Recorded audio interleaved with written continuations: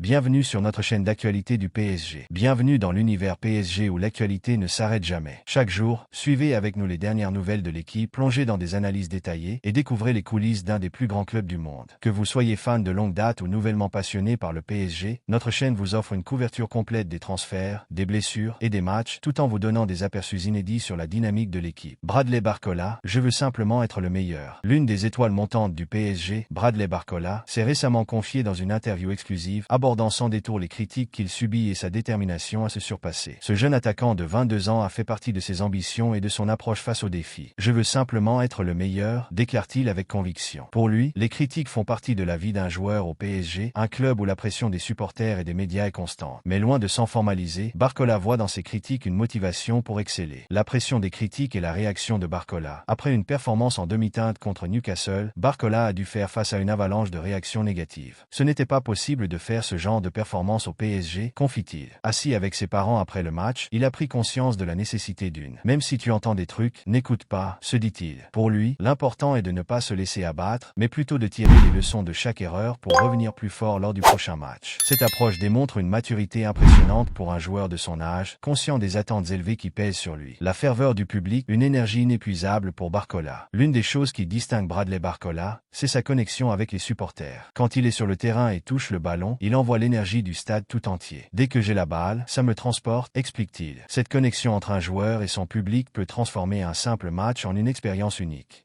Lors d'une rencontre contre la Real Sociedad, Barcola se rappelle avoir ressenti cette ferveur. « Je me suis vraiment senti poussé, et le stade a explosé quand j'ai marqué. » C'est ce genre de moment qui crée des souvenirs indélébiles pour les joueurs comme pour les supporters. En vivant intensément chaque minute sur le terrain, Barcola nourrit cette relation de passion et d'authenticité avec les fans. Ambition et humilité, devenir une icône sans prétention. Depuis le départ de Kylian Mbappé, les regards se tournent vers Barcola comme un possible successeur. Mais, bien que la pression soit là, Barcola reste humble. « Je me donne à fond pour Paris, mais être une icône, je n'y pense pas. Je veux simplement être le meilleur, le plus régulier possible, » affirme-t-il. Contrairement à ceux qui cherchent activement la lumière, Barcola adopte une approche différente. Il préfère se concentrer sur le travail, laisser ses performances parler d'elles-mêmes, et garder les pieds sur terre. Cette humilité est d'ailleurs très appréciée des supporters, qui voient en lui un joueur dévoué, passionné et sincère. Barcola est la succession de Mbappé, un héritage compliqué à porter. Barcola se trouve à un tournant de sa carrière.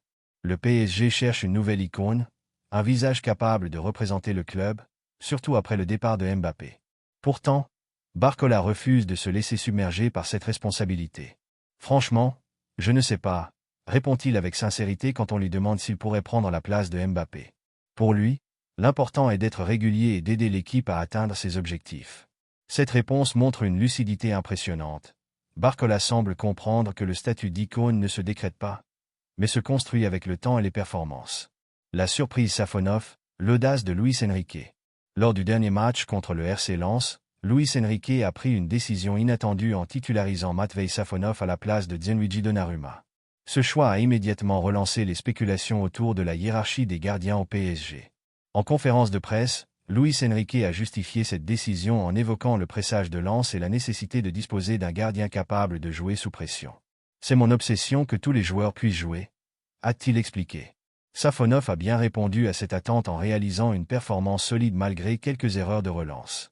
La question est maintenant de savoir si cette titularisation ponctuelle pourrait se transformer en une tendance durable, notamment lors des prochains matchs de Ligue des Champions. Safonov contre l'Atlético Madrid. L'équipe laisse entendre que Safonov pourrait être aligné contre l'Atlético Madrid lors du prochain match de Ligue des Champions. Ce choix pourrait marquer un tournant stratégique pour le PSG, car il montre la volonté de Luis Enrique de bousculer les hiérarchies établies et de faire confiance à tous les joueurs de son effectif. Cette décision s'inscrit dans une logique de rotation qui pourrait donner un nouveau souffle à l'équipe, mais elle comporte aussi des risques. En sélectionnant de varier ses titulaires, Enrique prend le pari de la fraîcheur et de la compétition interne. Ce choix audacieux pourrait bien surprendre et, éventuellement, changer la dynamique au sein du PSG. Luis Campos, un comportement controversé. En coulisses, une autre controverse a marqué l'actualité du PSG. Luis Campos, lors du match contre Lens, a eu une altercation bruyante dans les couloirs du Parc des Princes. « Fermez-la! Fermez-la! Sortir !» aurait-il crié, suscitant la colère des Lensois. Cette attitude a fait couler beaucoup d'encre, notamment en raison de son impact sur l'image du club. Campos, en tant que dirigeant, se doit de montrer l'exemple, mais cette explosion de colère a été perçue comme une entorse à la bienséance. Les supporters et les observateurs sont partagés. Certains estiment que cette passion montre l'engagement de Campos envers le club, tandis que d'autres pensent qu'un tel comportement est indigne d'un club de l'envergure du PSG. Milan Skriniar, vers un départ, la situation de Milan Skriniar suscite également de nombreux débats. Recruté comme un pilier défensif, Skriniar se retrouve aujourd'hui en position de remplaçant depuis l'arrivée de William Pacho. Plusieurs clubs, notamment l'Eintracht Francfort, le FC Séville et la Juventus, surveillent de près sa situation en vue d'un transfert hivernal. Cependant, Skriniar ne semble pas pressé de partir et attend de rencontrer la direction du PSG avant de prendre une décision. Son cas soulève une question importante sur la gestion des effectifs et la nécessité pour le PSG d'assurer une certaine stabilité au sein de sa défense. Un transfert à tarif 0 €, l'affaire Lamine Yamal. À seulement 17 ans, Lamine Yamal, le prodige du FC Barcelone, fait tourner les têtes et suscite l'admiration. Le PSG aurait pu signer ce talent exceptionnel pour 0 € il y a quelques années, mais aujourd'hui, l'opportunité s'est envolée. Cet été, le PSG a tenté une offensive, envisageant une offre supérieure à 200 millions d'euros pour l'arracher à Barcelone. Cependant, Yamal préfère rester fidèle à son club formateur.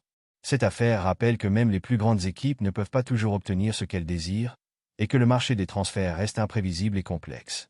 Le PSG, en quête constante de gloire et de stabilité, se retrouve dans une période de transformation où chaque élément du club joue un rôle essentiel. Avec des jeunes talents prometteurs comme Bradley Barcola, récemment intégré au groupe, l'équipe incarne un mélange de fougue et d'expérience. Ces jeunes joueurs, ambitieux et déterminés, cherchent à se faire une place au sein d'un effectif prestigieux, tout en faisant face à la pression d'un club habitué au sommet et aux attentes élevées de ses supporters. Barcola, ainsi que d'autres jeunes espoirs, portent sur ses épaules la responsabilité de faire ses preuves, sachant que chaque match peut être déterminant pour son avenir.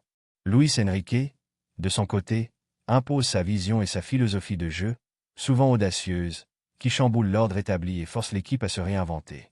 Ses choix tactiques, parfois controversés, visent à donner une nouvelle identité au PSG, plus axée sur le collectif, la fluidité et la possession de balles. En introduisant de nouvelles méthodes d'entraînement et un style de jeu dynamique, Enrique pousse les joueurs à dépasser leurs limites. Mais cette approche suscite également des débats et divise parfois les avis. Certains voient en lui l'homme capable de mener le PSG vers de nouvelles victoires, tandis que d'autres redoutent que ces changements radicaux perturbent l'équilibre fragile du groupe. Dans les coulisses, les dirigeants du PSG manœuvrent habilement pour équilibrer l'effectif et répondre aux ambitions toujours plus grandes du club. Le mercato estival a été particulièrement intense, avec des départs marquants et des arrivées stratégiques. Ces décisions, bien qu'essentielles, génèrent parfois des tensions entre les différentes strates du club, que ce soit entre les joueurs en quête de titularisation ou entre les dirigeants et l'équipe technique. Les enjeux sont immenses, car chaque erreur de gestion peut avoir des conséquences directes sur les performances du club et l'ambiance au sein du vestiaire. Les supporters, fidèles et passionnés, continuent d'exercer une pression considérable sur l'équipe. Mais ils restent, comme toujours, le cœur battant du PSG. Chacun de leurs encouragements, de leurs critiques et de leurs attentes rappelle aux joueurs l'importance de leur engagement. Ils aspirent à voir leur équipe briller au sommet, rivalisant avec les plus grands clubs européens et rapportant des titres qui tardent encore à venir sur la scène internationale. Ce désir de gloire se heurte cependant aux réalités complexes du football moderne, où chaque décision et chaque résultat peuvent inverser la dynamique. Le PSG, plus que jamais, est à la croisée des chemins. Le club doit non seulement trouver un équilibre entre jeunesse et expérience, entre tradition et modernité, mais également gérer les pressions internes et externes. Dans cette effervescence, chaque décision compte. Chaque joueur doit prouver qu'il est digne de porter les couleurs du club, chaque entraîneur doit justifier ses choix, et chaque dirigeant doit montrer qu'il a une vision claire pour l'avenir. Loin d'être une simple équipe, le PSG est aujourd'hui un projet ambitieux, une institution qui inspire et divise à la fois. L'avenir du club s'annonce aussi passionnant qu'imprévisible, et cette saison pourrait bien être celle où le PSG parvient enfin à concilier ses aspirations de grandeur avec une stabilité tant attendue, tout en écrivant un nouveau chapitre de son histoire légendaire.